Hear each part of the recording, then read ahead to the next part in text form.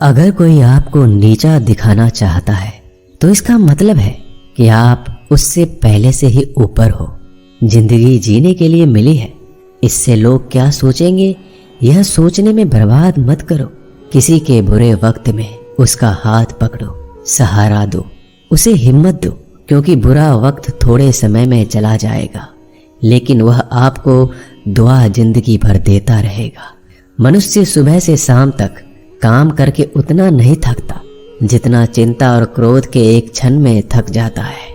संबंध परमात्मा से अच्छे बना लो तो तुम्हें किसी की जरूरत नहीं पड़ेगी, तुम खुद सबकी जरूरत बन जाओगे।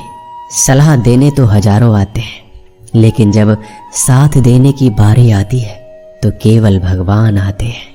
जीतने के बाद तो सारी दुनिया गले लगाती है, क्योंकि जो आज आपके साथ है वह कल आपके खिलाफ हो सकते हैं। बिना मतलब के कोई आपकी इज्जत नहीं करेगा, लेकिन खुद को इतना काबिल बनाओ कि लोग बिना मतलब के भी आपका इज्जत करें। भगवान कहते हैं सोने से पहले तुम सबको माफ कर दिया करो और तुम्हारे जागने से पहले मैं तुम्हें माफ कर दूंगा। भगवान ऑक्सीजन की तरह है जिन्हें आप देख नहीं सकते, लेकिन उसके बिना आप रह भी नहीं सकते। कोई और तुम्हारी मदद नहीं कर सकता, अपनी मदद स्वयं करो। आप खुद के सबसे अच्छे मित्र हैं और सबसे बड़े दुश्मन भी। इंसान तब समझदार नहीं होता जब वह बड़ी बातें करने लगे, बल्कि समझदार तब होता है जब वो छोटी छोटी बातों को समझने लगे। आप किस समय सही थे इसे कोई याद नहीं रखता, लेकिन आप किस समय गलत थे ये सब याद रखते हैं। सब दुख दूर होने के बाद ही मन प्रसन्न होगा, यह आपका भ्रम है। मन प्रसन्न रखो, सब दुख दूर हो जाएंगे, ये हकीकत है। किसी भी व्यक्ति की कोई भी बात बुरी लगे तो दो तरह से सोचो। यदि व्यक्ति महत्वपूर्ण है तो भूल जाओ, और बात महत्वपूर्ण है तो व्यक्ति को भूल जाओ। रिश्तों का संबंध सिर्फ रक्त से नहीं होता, जो मुसीबत में हाथ थाम ले उससे बड़ा कोई रिश्ता नहीं होता। भगवान कहते हैं तुम सब कुछ मुझे सौंप दो, सारा दर्द परेशानी, और बिल्कुल हल्के होकर मुझे याद करो। धीरे धीरे तुम्हारा जीवन बदल जाएगा।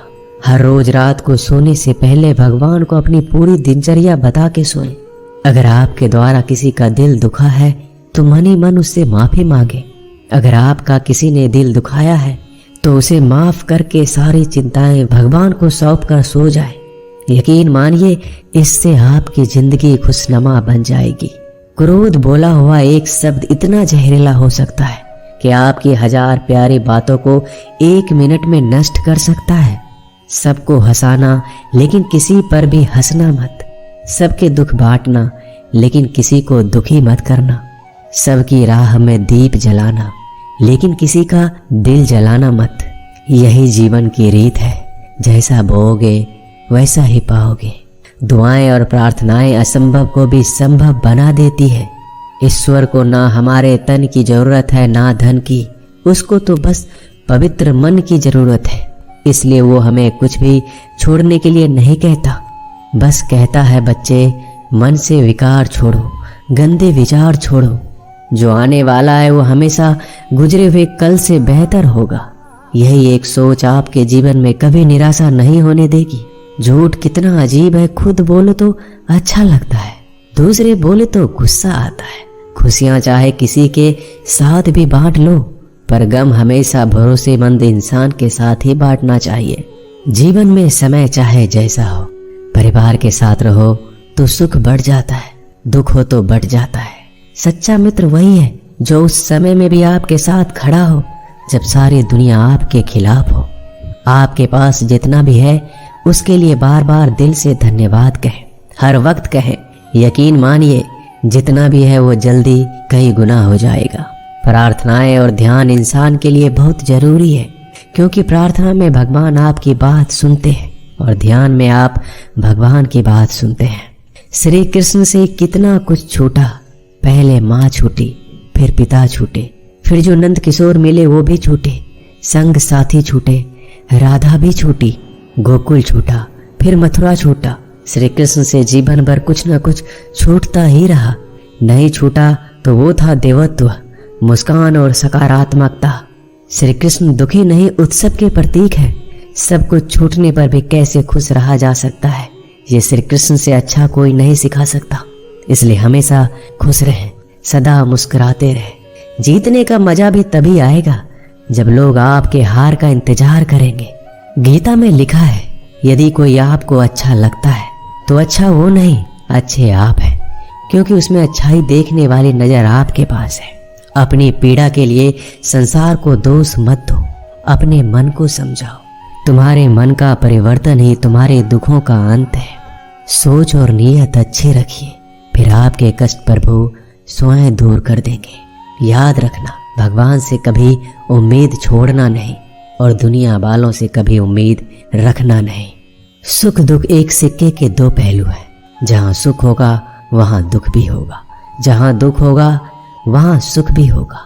इसलिए सुख दुख के बारे में बिना सोचे निरंतर अपने लक्ष्य को प्राप्त करने के लिए प्रयास करते रहना चाहिए। एक बात हमेशा याद रखना, किसी के सामने गिड़गिड़ाने से ना मोहब्बत मिलती है ना इज्जत।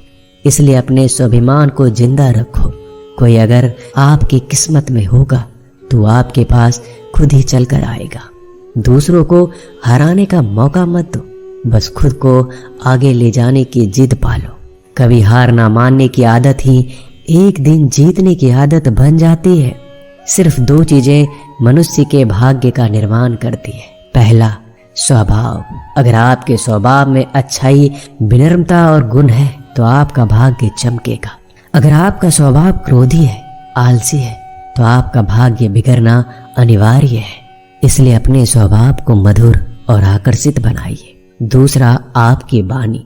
बोलना तो आदमी 2.5 साल की उम्र में ही सीख जाता है, परंतु कब, कहाँ और कैसे बोलना है उसे यह जिंदगी भर भी नहीं समझ पाता। जिसे ये बोलना आ गया कि कब, कहाँ और कितना बोलना चाहिए, समझ लो उसे सफल होने के लिए कोई नहीं रोक सकता।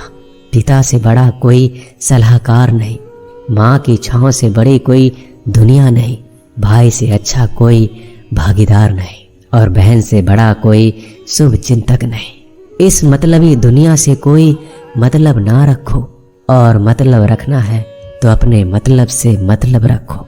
दुआएं मांगने से किसका भला होता है, मिलता तो वही है जो हमने बोया होता है।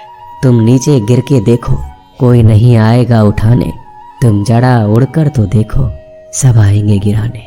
एक बात हमेशा याद रखना, अगर शराब की दुकान पर बैठकर दूध पियोगे तो तुम्हें शराबी का ही दर्जा मिलेगा, और किसी मंदिर में बैठ के पानी भी पियोगे तो तुम्हें एक संत का दर्जा दिया जाएगा। इसलिए आप किसके साथ उठते बैठते हो ये बहुत मायने रखता है। दोस्तों, आशा करता हूँ कि आपने इस वीडियो से बहुत सारे सीख ली होगी। मिलते हैं जल्दी एक नए ज्ञानवर्धक वीडियो।